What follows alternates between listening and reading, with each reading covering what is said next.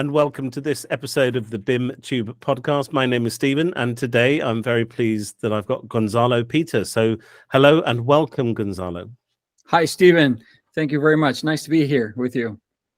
Great. So thank you. I've known you for a good few years now through the World Bank, and it would be great if you don't mind to just introduce yourself, and critically, your career path. So take as long as you like. Feel whatever, say whatever you feel. But it's really important, I think, for people listening or watching to this podcast that we all start from different places, and it'd be great to hear your progression during your career. So over to you, Gonzalo.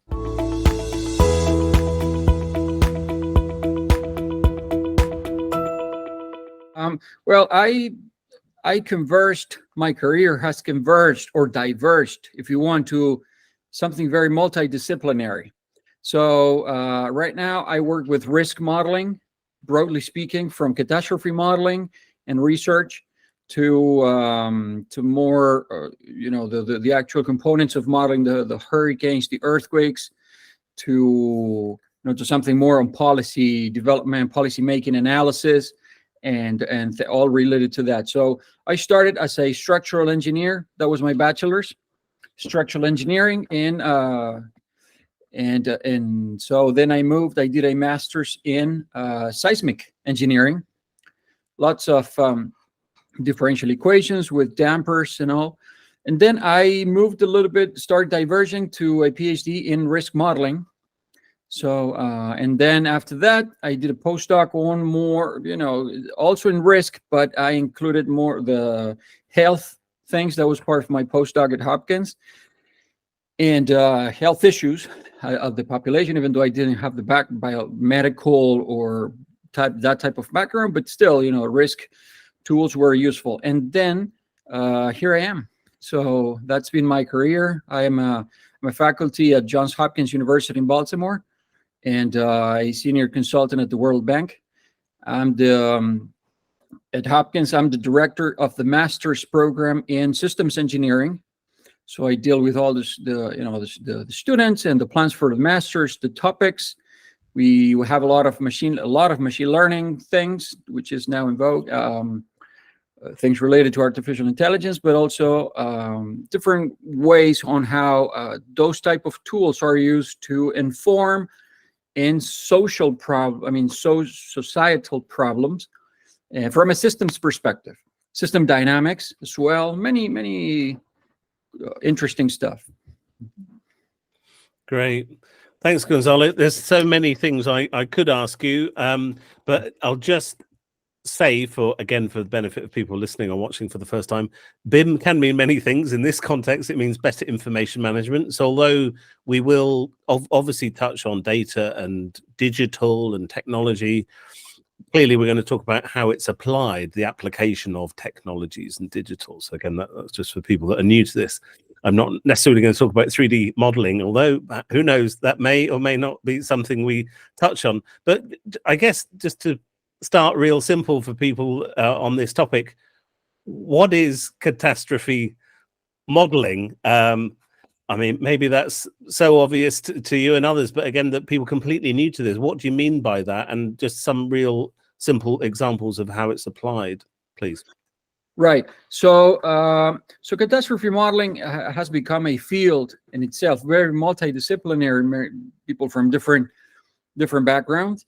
That in essence, it depends on a model, computer model or algorithmic model that calculates damage. Basically, it's a way to calculate damage to the infrastructure, to an array of buildings in a county, a state, a country. That's the BIM information management aspect. So calculate damage to the array of buildings as they are right now, or as they could be in the future. So it also is a projection of damage. It's a, how do you calculate? It's a way to calculate potential damage to an array of assets, broadly defined, could be one building, or residential buildings or hospitals or in a country, so to speak. So that's a catastrophe model. And risk is precisely that. It's estimating potential damage, how bad a damage caused by a hurricane, by an earthquake, by floods, and those natural hazards would affect that inventory of assets. So that is what catastrophe modeling does. So now there are two, just all as a detail. What you can do is estimate what is the damage that is caused by one storm, one hurricane, for instance, going across a populated area with those models, or calculate what is the risk, is the potential damage in the next number of years, with different degrees of probability. And that is also the main function of catastrophe models. So in a way, it's a tool to generate information, synthetic information. It's a computer lab, so to speak, in which you perform experiments in a computer, because you cannot perform those experiments on a society at large. So that's, in a nutshell, what I guess. I hope that I gave some light on what it is. Yeah, absolutely. And of course, people, this your present company included, this is a PhD topic, so we can only skim along the surface of the principles. But what would be interesting, again, we've worked together, we've collaborated on data acquisition and some elements of modeling. But again, for the benefit of others, what kind of data, information, what are the inputs, I guess? What inputs do you need to do this kind of modeling, and where do you typically get them from? Yeah, so those models are very data intensive from at least three aspects, just to keep it manageable. So the first aspect is data from remote sensing, like satellites or different, that helps us to measure the natural phenomena, like the hurricanes, the earthquakes and things like that. So that will inform the creation of models. Sometimes we don't know what the next hurricane is going to be like, so we modeled it with analytical models or equations and things like that. A big source of information is for what we call the inventory of assets, or the exposure, or the database. That it receives many names, but in a nutshell, it's a database about what can be damaged. What can be damaged is, again, it could be buildings, roads, dams, bridges, and things like that. But also, it's important not to forget the population itself. We need to have information for that. And so the sources of information for that go from the tax appraiser's office, the census, surveys, satellite, satellite, from the satellites that identify what is the footprint of the buildings or the roads and things like that. And then that goes through a process of cleaning, organizing, giving more enhancing that information. So those are the sources of data for the inventory of assets.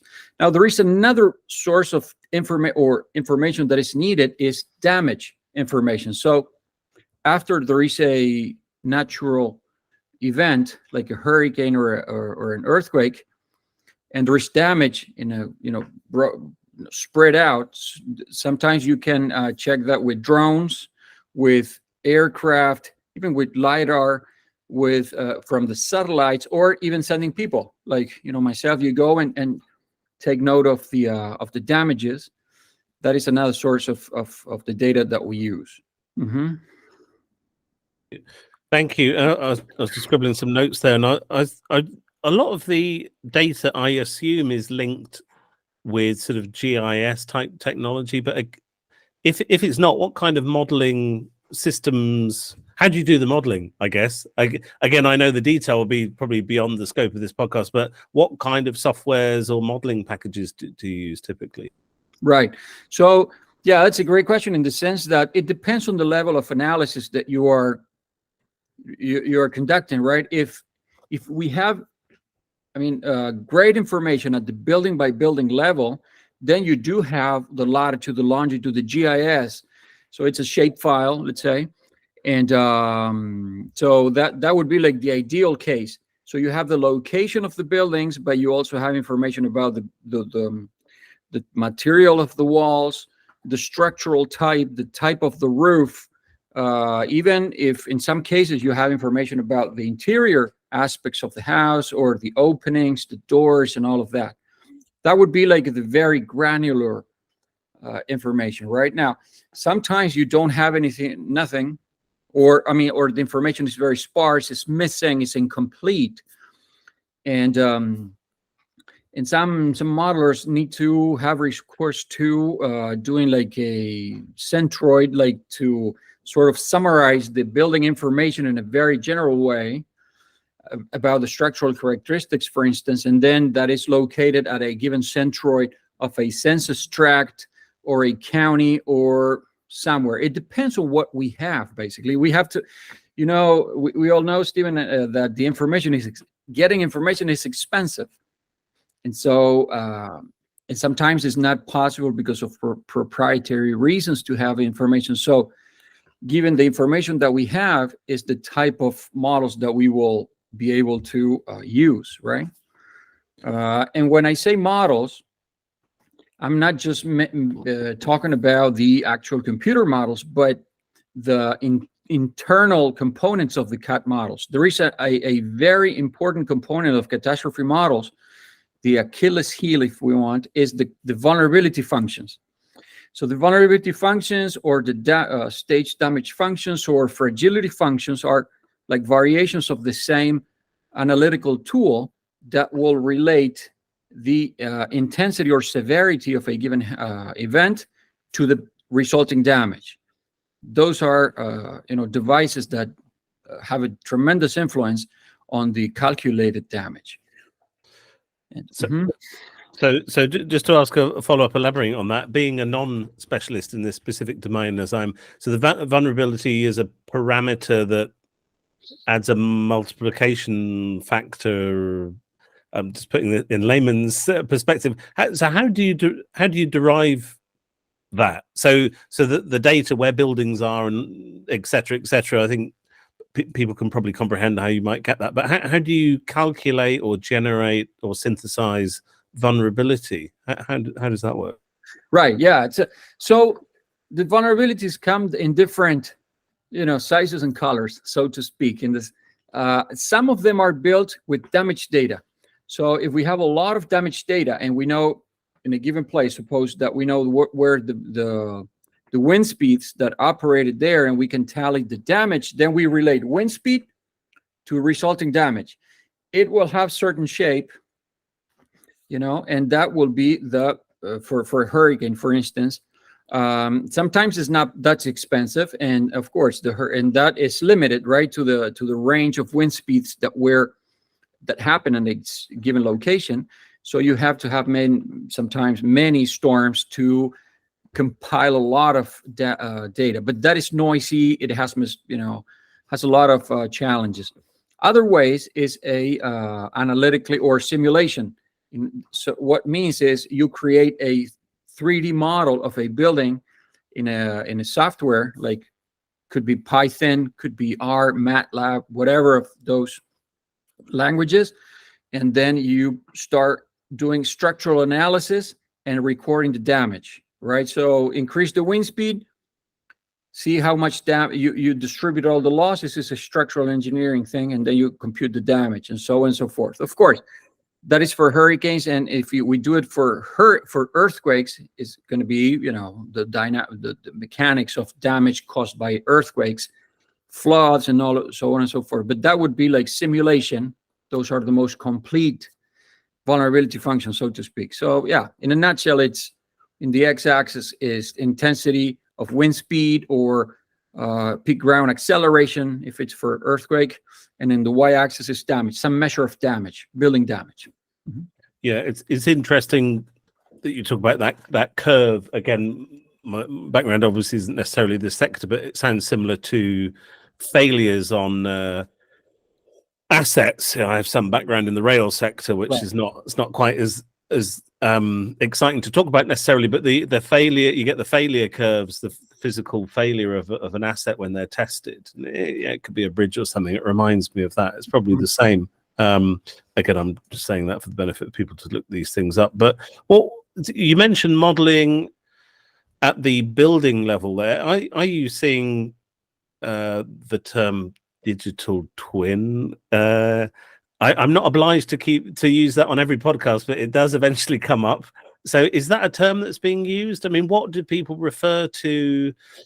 Because this is starting to become a term internationally. Perhaps elements of it and big elements of it are things we've been doing for a long time. But is that a terminology that you see either in the US or internationally, digital twin? Or... Yeah, I've seen that for sure. And maybe in catastrophe modeling, it may be used in specific domains, right? Depending on what you're calculating, right? Because catastrophe modeling has many different applications, and also it's a tool to get all sort of insight from different perspectives. So depending on what we're doing, and then you can use a digital twin idea or a concept, or in some other aspects it's not necessary, I guess. So yeah, it depends, I guess I would say. It's not in all the, at least the ones that I've seen, right? It's not something that you see it all the time so far. I just thought I'd put it in there because some elements, depending how a listener or someone watching this might interpret it, sound like a digital twin, but but you're talking about modeling at different scales. I think, you made that clear. It could be a building, it could be a whole country, it might need to be generalized, as you said, at a municipal level or a county level. I think that continuum of granularity of data and information is sometimes people don't think like that, do they? Is you have to be pragmatic. It's whatever data you've got. Just talking about the data, and we'll move away from the data in a moment, but what international sources are there? Are there standard international, either open data, so free and open data, or commercial? Just out of interest, I wouldn't necessarily be familiar with all the resources. So for instance, the data for damage data, so if we start there is a database that a lot of people, I mean, it's fairly common, which is called EMDAT. That it's a global database that captures information from disasters, damage. It depends, right? The natural source, if it's a hurricane, a flood, but it is one source. It's aggregated many cases, right? So it's the summary. If there are other sources that private companies, they are interested in getting damage data. That data might not be available to everybody. Then there are, and in the US, there are organizations like Design Safe that they collect also damage data from a much more granular structural engineering perspective, right, on individual assets or a collection of assets, and that it's fairly available through reports. What else? NIST, the National Institute of Standards and Technology, they also sometimes they would also collect information very detailed on tornadoes. Tornadoes, for instance, the Joplin tornado was a case in. What else? So that is on damage. Now, regarding the actual typologies, right? What type of material you have, if it's a timber building, if it's a reinforced concrete or whatnot. HASIS, which is the HASIS is a catastrophe model, open, freely available. That is from the United States government. It's out there, and they have some databases which are by default in the software. They come as is, so sometimes are in some areas maybe more detailed than in others, but the user is supposed to check the accuracy.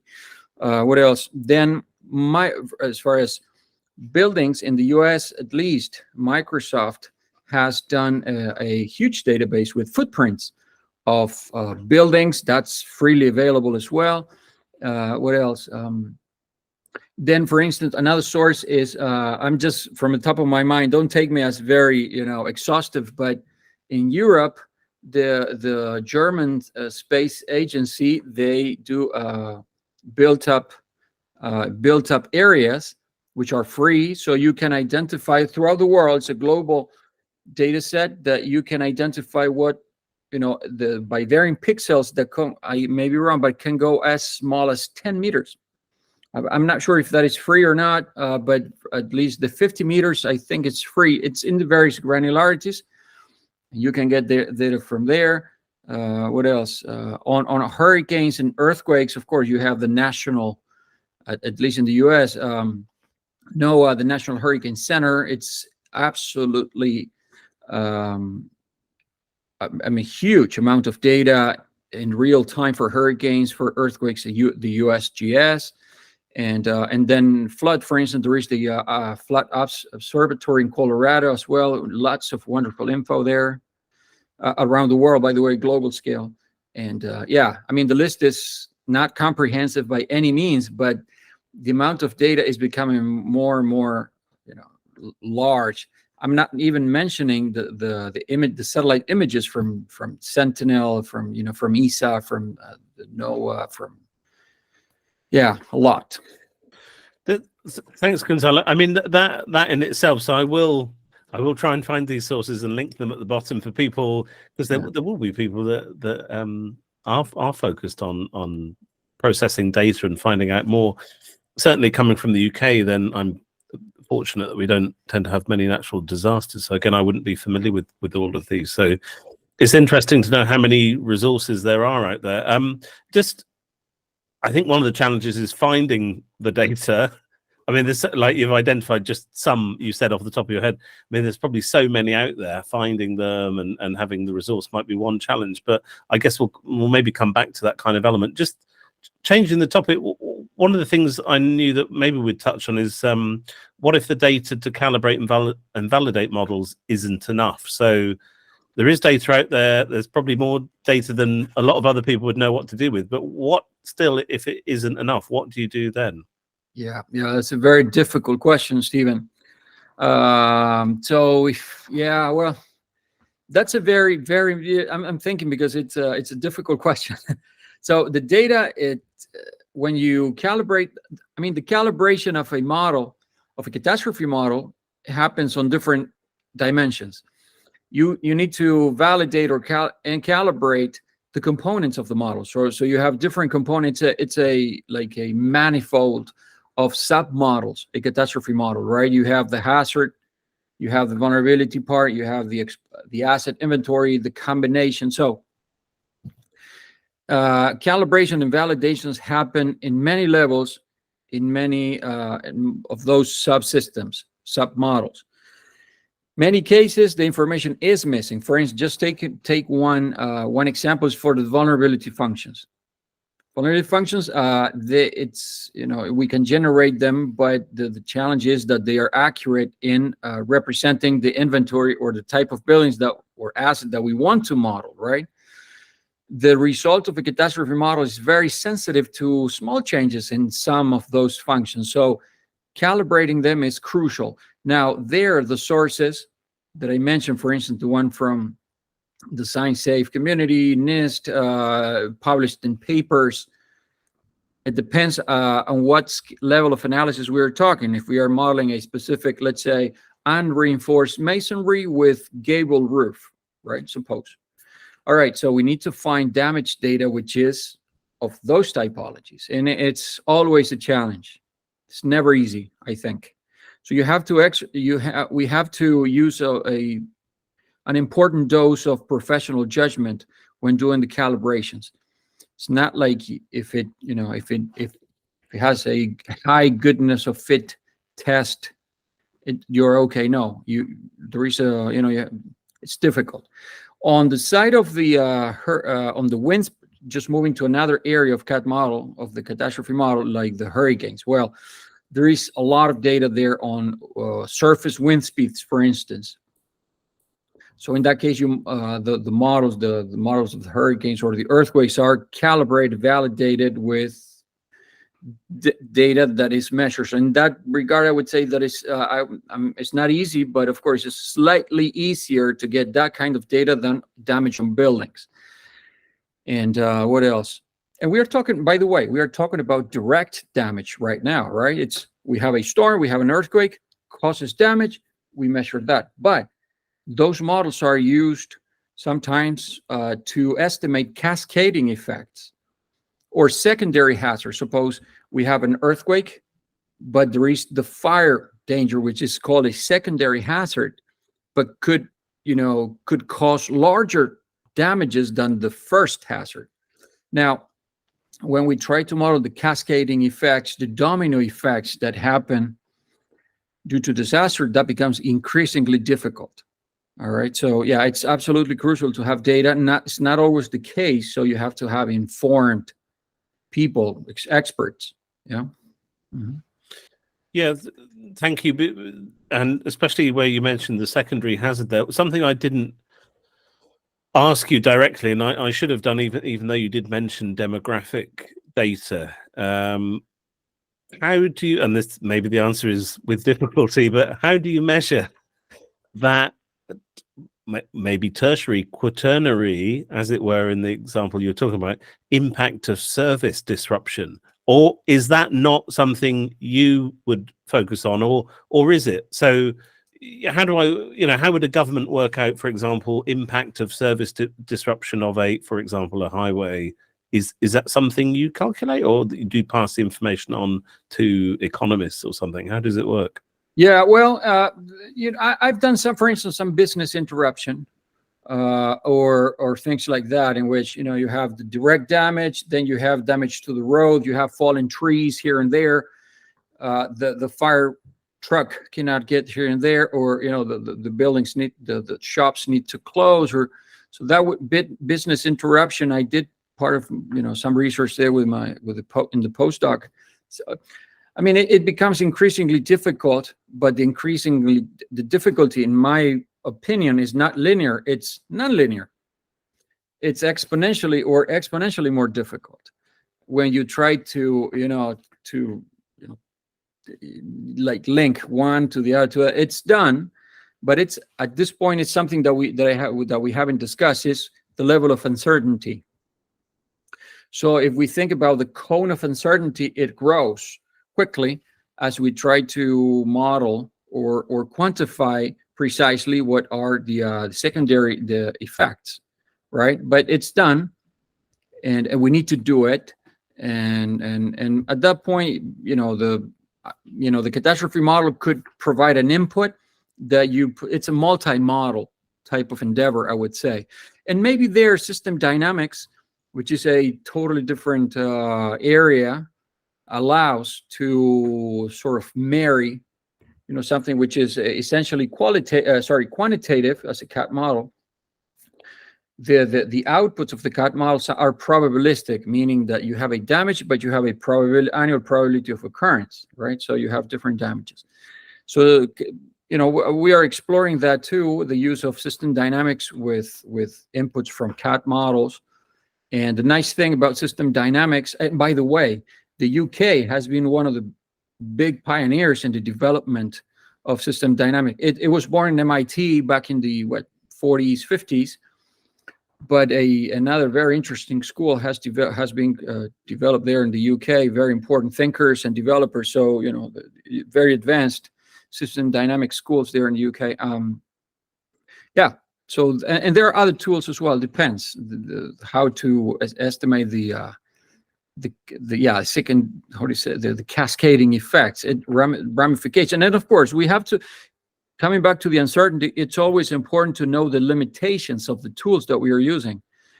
CAT models and system dynamics or other economic tools, or I don't know, like more operations research or linear programming and things like that, machine learning. There are tools with limitation. It's always very important because the complexity of the social systems that we are attacking, it's overwhelming many times. So we have to be humble, as the pioneer of CAT modeling, Dr. Don Friedman, used to say, right? We have to be humble with our tools because the problems are very difficult. Humble in the sense of being careful. What is the level of uncertainty that we transmit to the decision maker body, so to speak, right? Not giving the false impression that we know with decimals what are the potential effects, but rather we are talking about orders of magnitude sometimes. Yeah, thank you. It's really good to reflect on that systems and the complexity. You talked about it becoming exponentially more complex, and you think you've got a system of a system of a system. Certainly in the UK, we talk about in a related context, but different for the purposes of our conversation, system of systems. Talk about infrastructure, and that's just trying to understand what we have, not necessarily what we do about it, which is what you're talking about. And I think, yeah, it become, well, not infinitely complex, but very complex and then multidisciplinary very quickly, doesn't it? And I think that's one of the challenges. Just picking up, and you have touched on this point because you raised it just then, but just to ask you a specific question. So how do we effectively transmit the challenges of the catastrophe modeling, for example, to policymakers and students? So you've just made the point about the challenges, but how do we get that message over? What do you say there? Yeah, that's also an area of it's important, right? Because if we think about like in series, so in the first step, we calculate, we estimate, we get some quantitative and qualitative both insights about the potential damages that a country, for instance, is subject to, right? At the end of the day, we are interested in identify which policies will help us to do the problem solving. And the problem means different things to different people. So you can have decision makers of one persuasion, decision makers of different persuasions. So having insight, which is not perfect, hopefully will help the people who are doing the policy analysis, the design of policies, the exploration of different instruments to intervene, which is very difficult in itself. All of that will give them the food or the input, to explore what type of policies or instruments are available. What is the cost? Because everything has a price tag, right? The resources are always limited in all societies, the scarcity of resources. Besides, the government has all sort of valid concerns, right? The Ministry of Education, the fire department, you have to pay the budget, national budget. So how do you transmit that? You have, I think, a good way, a responsible way for a government decision maker, I would say, or policy analyst, is to convey the information along with the uncertainties and the ranges of reliability, so to speak, so that the person who uses that in his models, it's aware of what are the ranges of variability in which it's a cone of ignorance, so to speak. Yeah, and then, well, the second part, which is the identification, as I said, is identify the tools, see how much there are, the cost, see if the government has the resources. There is a administrative process that it's very difficult, but it's important to know. So I don't know if I answer your question there, Stephen. Yes. It's all difficult questions that you were sending me. No, this is fine. I mean, it's not it's complex, right? That's why you need that's why you're focused on these things academically. It's complex. But just to say about the communication side of it, do you think, I don't want to put words in your mouth, this isn't necessarily a loaded question, but do you think policymakers need more awareness or upskilling in this area? Or is that something that you do as part of your role anyway? Or do you think there's a gap of understanding about what these things mean? I mean, the upscaling. Well, the policymakers, some very smart people there, but of course you have to speak the language. If I'm, I don't know, like physicians, medical doctors, if they convey a piece of info to another doctor, you assume that the other person that you haven't had in front of you and to which you are communicating something to whom, it's a doctor too. Or it's professionally capable of understanding. I think that there is a level of complexity that this data has that cannot be reduced without actually altering it. And so, we can keep simplifying things, simplifying until you reach a point that you are distorting the information in a way, right? And so policymakers, I assume, are teams of people. and then you will have experts in different areas, and you will have people who know the administrative process, politicians, diplomats, I don't know, that know what are the internal processes. So, I mean, the people who use this data there are teams that have to have experts in the assessment of uncertainty and all of that. So it's always a multidisciplinary effort. And yes, I mean, and the other thing, maybe I don't want to be too far, but this type of, okay, suppose that we need to reduce the potential damage in a given in some state or country. All right. The question is, there is no silver bullet in the sense of, if we do this, if we improve the quality of the buildings, that will help, yes. But in general, those interventions have the dimension of time. They have to be implemented in a given time range, and the implementation is usually very difficult. What you plan, what is actually built, so those complexities also need to be factored in. So yeah, I mean, they're very challenging. Have you got any specific examples of where you've either worked directly, so case studies, or general sort of known case studies of where, for example, government level policy has been changed or improved based on catastrophe risk modeling? Have you got any case studies to share? For instance, in maybe the one of the benchmark cases has been Florida, the state of Florida, which everybody knows that has a high level of activity for hurricanes. But back in the 80s, they started, or 90s. I mean, administrative instruments started being deployed to have the proper structure to respond to that threat, so to speak. So that meant creating insurance or offices to check insurance operations from the state. Also, they put money to develop the Florida Public Hurricane Loss Model. That was in the 2006, I think. And that was a open, funded by the state with, state universities, that was developed. Actually, I did my PhD as part of that project, but later, not in 2006. And what else? So that was a case in which the state administration, over a continued period of time, actually, how do you say, installed a mechanism to capture information. They also installed a mechanism to process that information, and then they create legislation to work with private insurance companies, reinsurance company, private modelers, and things like that.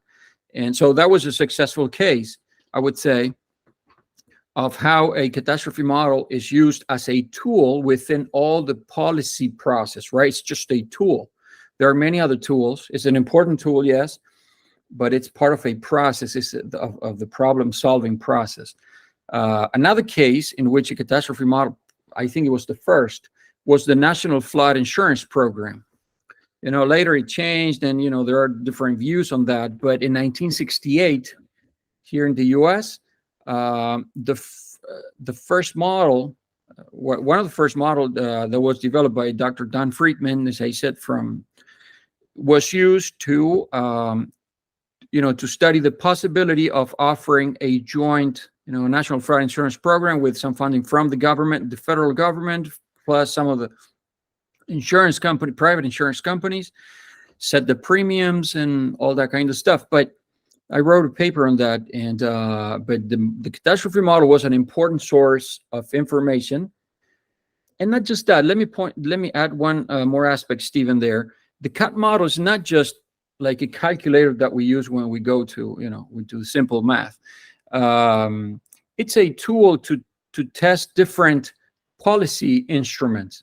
In other words, okay, suppose that we do this policy intervention. So you can model that in the catastrophe model and see what is the resulting damage. And then you change. So it's a lab in which you create artificially different policies, right? And see what is the results. That was done also in 1967, 68 by Friedman and colleagues. It was also had an important Monte Carlo component because, by the way, sorry, Monte Carlo is it's a mathematical probabilistic tool that allows to see, the variability of the intervening variables, right? So in a simplified way. So the big pioneer, that was not the first case, I think, and it was a team also from Harvard, and the team from Dr. Friedman at Travelers. What else? Another case that I'm thinking.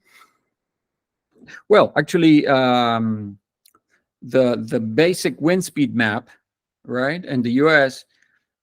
For hurricanes and all of that, it's generated not with a complete catastrophe model, but with a module of storms, right? So they model the potential tracks, intensities, and so the map that is used, AC7, it's done with one module of catastrophe models, right? The wind speed, the hurricane module. So it's catastrophe models are used for many things nowadays, right? And they have had a very, very positive influence. Yeah, I think unless you're directly involved with them, people don't necessarily think about them because they're, like you said, they're a tool, they're an instrument, likewise, a lot of people don't think necessarily about government policy either on a day-to-day basis. It is there, it's sort of in plain sight. Just sort of picking up on something very specific, is parametric insurance. Now, I know I'm just throwing it in there. We haven't prearranged these things, but is that a term that comes up? Maybe not even in the exact context that we were just talking about, but just generally. Is that a term that is being used a lot now? And yes. What does it mean for the benefit of people listening or watching? So parametric insurance is, we go all the way from the spectrum. We go from, data, making sense of the problem, to the right. Let's say it's okay. Once we know what's going on, what type of tools we have, right? So when we go to the doctor, first of all, we'll take the weight and all of that. And then the doctor knows what needs to be done, right? We'll choose different tools. So parametric insurance is it's used in my experience. The one that I know more is when it's used in countries. So it's an instrument to transfer part of the risk to a third party. So in other words, so suppose that we are the governor of some state, we have to make decisions, all right?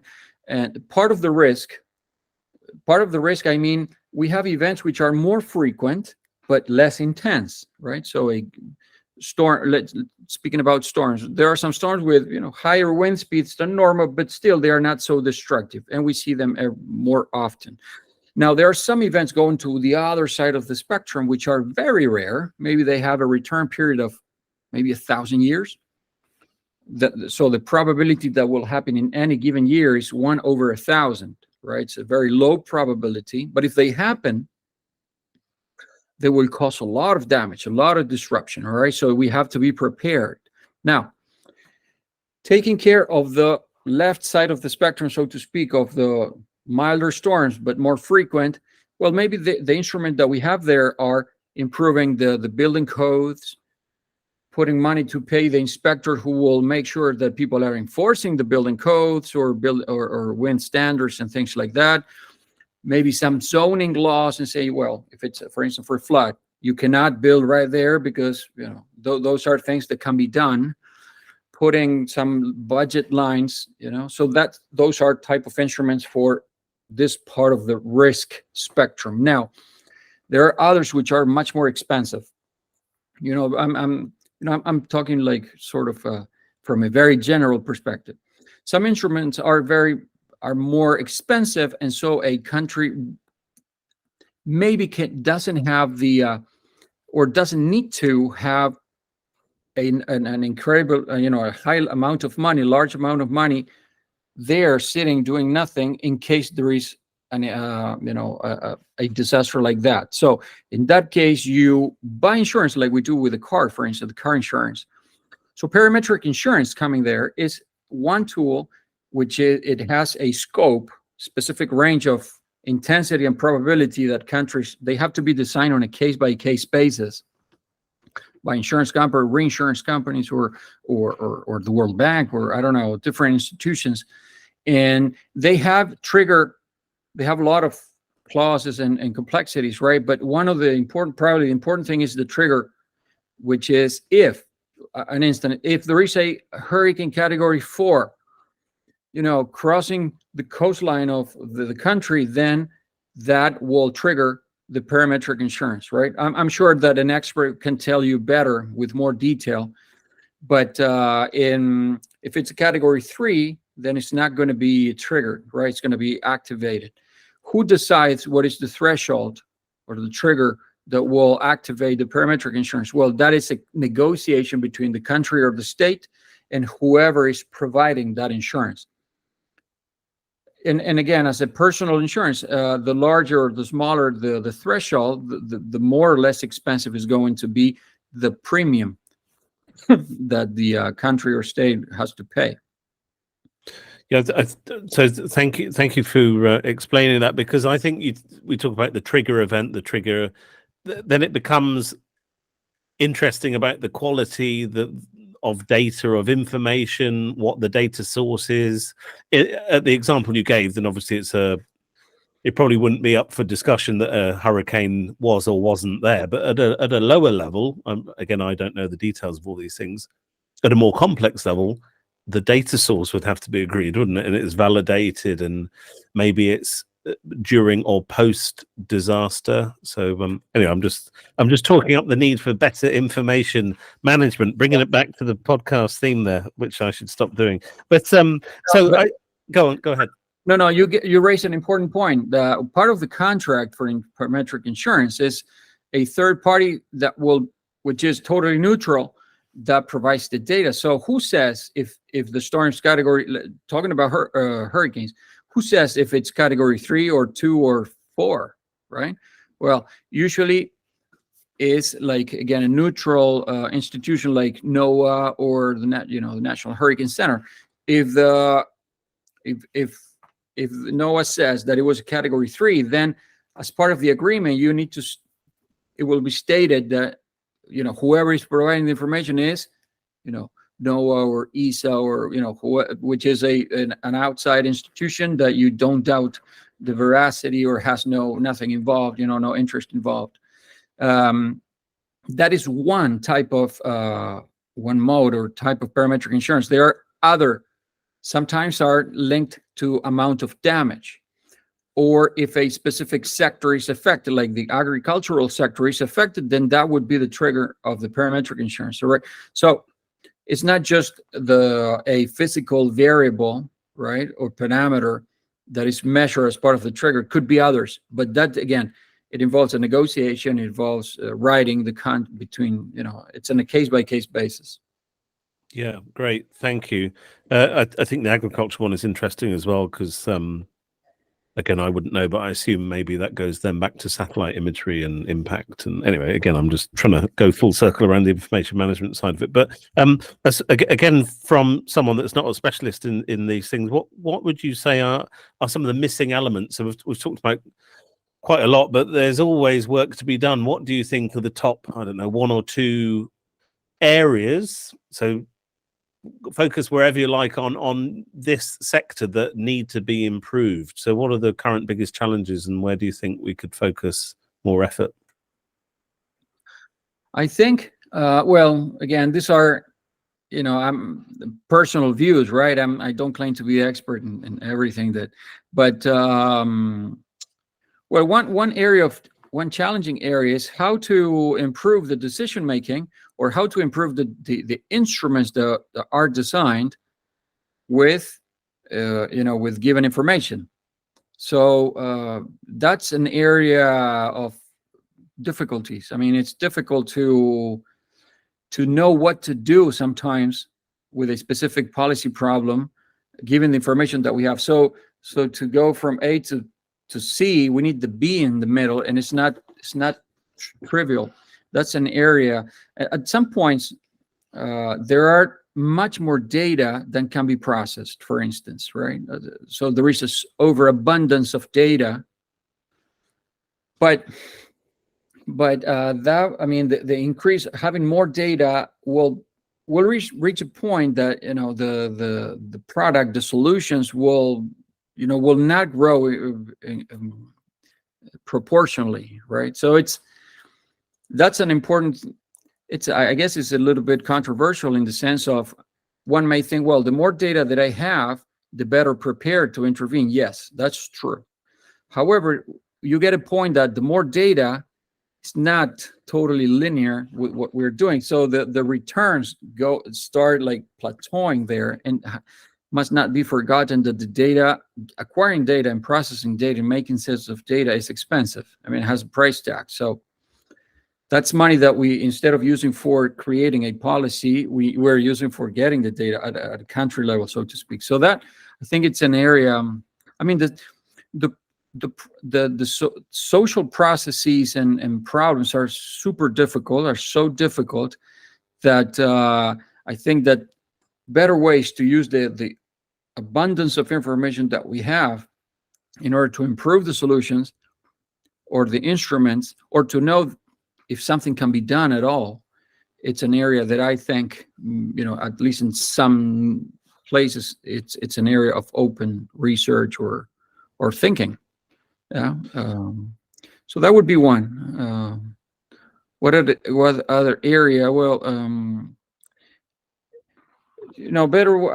I don't know. This is maybe more personal, but what actually uncertain means, or how uncertainty, you know, manifests, and how that influences the decision making. Or decision making, I mean, deciding whether we need parametric insurance, or we need something more like a CAT TDO, or we need you know, catastrophe bonds or things like that.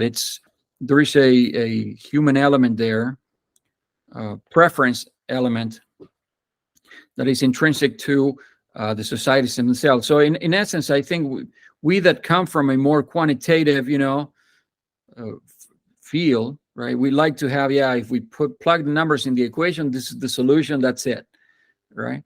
This type of problems are much more complex, and so the dialogue, the multidisciplinarity, I think it's good not to have a romantic view of the problems. You have to be bold, knowing that sometimes problems are extremely difficult, being careful of not over-promising what can be achieved.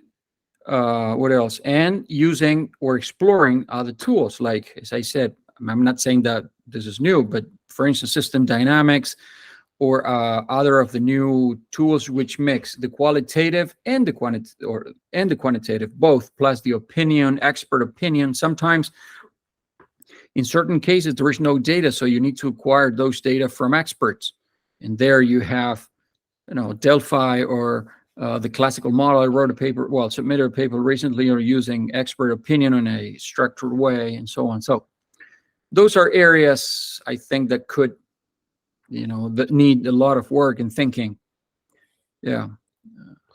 Great. I mean, again, for the benefit of people listening and watching, this wasn't a setup, but that's exactly what I think. Of course, I don't know this domain well, but the challenges you've identified, I would say, are very similar in other sectors. So decision making, clarity of who and what decisions do we need, who's making them, how they interpret them, what they mean to different stakeholders and different actors. Depends. And I think clarity of the decision making, then working backwards, so the impact of it into what data we need, the concepts around that we could have too much data deluge. I completely agree. There's in a parallel linked but parallel universe around the built environment and natural environment data that I'm involved with. It's exactly the same challenges, different audience, you know, because people will say, we need more data, let's get structured data. And I say, well, careful what you wish for. You know, if you like you've said, if you can have too much data, and I think that's a really important point, even in this field, you could have too much data. So I mean, anyway, so yeah, just completely Sorry, you wanted to say something. Go ahead. Did you want to add something? Just a footnote to what you're saying. It's a very important point. And one thing that keeps resonating with me is when, I had the privilege of knowing and meeting Dr. Don Friedman, the pioneer who invented, so to speak, the first model in 1956-ish. So he said, he used to say that, okay, we need to be able to at least talk and say, what is good enough? How good is good enough? Right? Because with the data thing, all right, so yes, we need more data. Granted. Getting data, processing data takes time. The question is, can we wait until we get the data that we need? I mean, can the problem wait? Can we put the problem on hold until we get the enough data with the quality that we need in order to make the decision? Or the nature of the problem itself is putting us a deadline. I mean, us in the sense of a body of people studying and develop, right? Or so that thing of how good is good enough is I'm not saying a conversation, it's a project that should be in the terms of reference of a project. How much can we wait now? And of course, that takes me to the next. There was the Professor Herbert Simon who got the Nobel Prize in economics and developed the concept of, instead of optimization or optimizing, of satisficing, which was same thing as how good is good enough, and especially in a society in which the resources are scarce, right? And there are always, it's always deadlines. And there is one more thing, Stephen, that I wanted to mention in honor of the UK. There is this thinker, or that it's Sir Geoffrey Vickers, for instance. He also did a lot of thinking, and I like his work very much, from a very broad and, or not broad, but multi-point, multi-perspective. And he also talked about values. I mean, values need to be factored in the decision-making framework, right? We know that, talking about decision-making, there is the model that thinks that human beings behave as perfectly rational agents. And if we have perfect information, then our, outcomes would be sort of good. But then, there was a lot of research saying that we are not perfectly rational beings. And there is but at the level of institutions, that line of school of thought, I don't know if that is the right term, but Herbert Simon, Wildavsky, and in the UK, Vickers, Coyle, Wolstenholme, those guys, did very nice contributions saying, okay, once you have the data, once you have alternative models for decision making, you need to decide what tool or what model or what implementation you will choose based on values. What values? Well, the values of the country, the values of the administration, the value of the future generations of that country. That is very important and has to be on the table. I think that sometimes we live in a world which is super fast. We are always in a hurry, but these social problems are so complex that there are certain things that instead of can have like side effects. And so having the technical aspects and the values that resonate with the country, right? For instance, the UK has a historical set of values, preferences, ways of doing things that is different, for instance, from the US. Well, those are important in the decision-making exercise, so to speak. And again, Vickers and those folks have done, I think, very nice contributions to help us be more aware of all the components in the process. Great, thanks, Gonzalo. My time with you is almost up. Unbelievable. We only have about 5 minutes left. I certainly will link to the references that you've already mentioned, but just to pick up on that value point there, that's again something in the UK we're talking about, starting to talk about values and benefits and outcomes. And of course, it's not new. You're stating that is linking them. What's new is making the effort to link these things together. Just like you're saying, well, this isn't systems thinking isn't a new concept. It's becoming more pervasive now, probably in other domains. I certainly surprisingly hear about it even at sort of technology type conferences, because ultimately that's the ultimate point. Just a quick question for the benefit of people that will be new to these concepts, but the United Nations Sustainable Development Goals, if we're talking about values, how do they link into your work? Is that something that gets talked about a lot, a little, or and just briefly, what are they? Sorry, apologies to ask you, but just for the benefit of people that are brand new to them. I mean, the SDGs, Sustainability Development Goals. It's a cluster of different goals, and I think that they are applied differently to different aspects, different problems. In some cases, they are linked. Some institutions or agencies that aspire to get certain funding, they need to show that they are fulfilling certain of the goals. But again, I'm not an expert in all that part of the goals, and I don't know them all. I think that they are more like broad guidelines on certain aspects. But again, I'm not super expert on.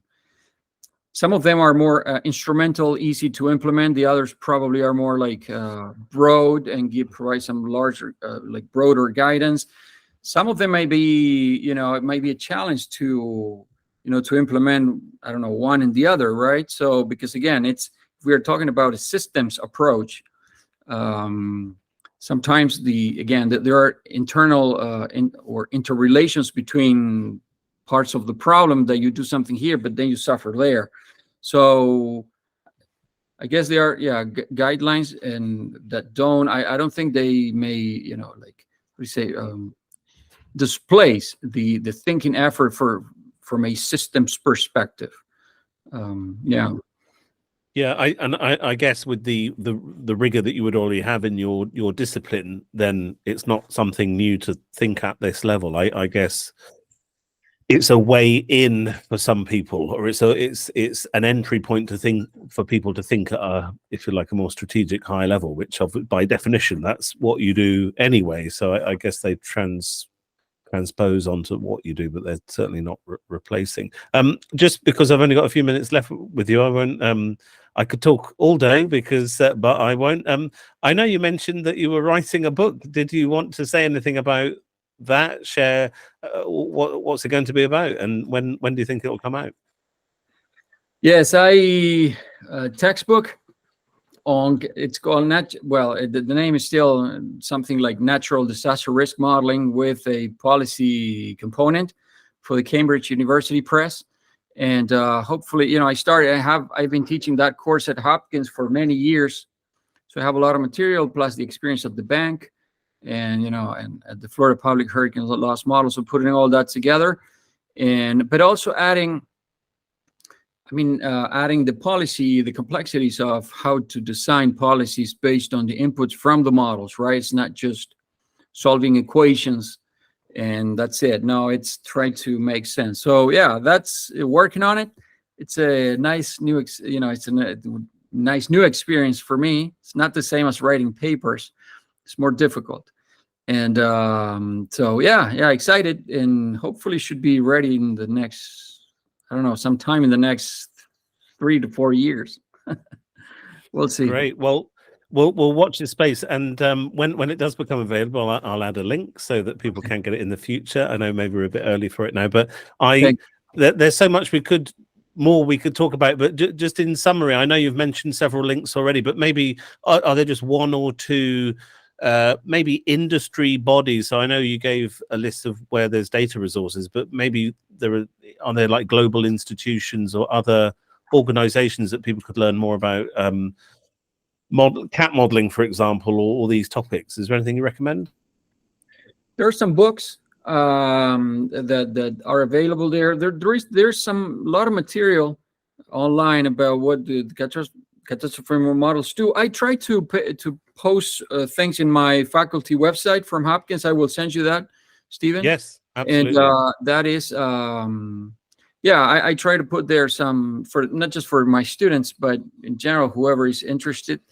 And there it also has links to sources of data. And, I try to use, of course, I have the internal website for my classes, but that website is open. My faculty website there is open and has a portion there that says resources or something like that, where you can see and download there is a list of my papers too. Yeah.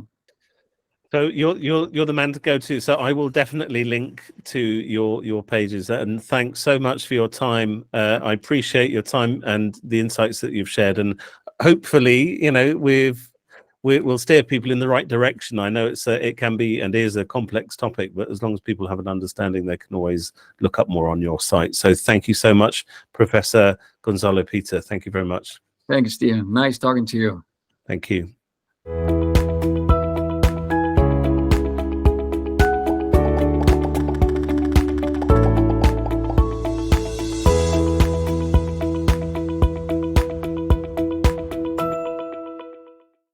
Come on, Stephen. Okay. I'll leave that in.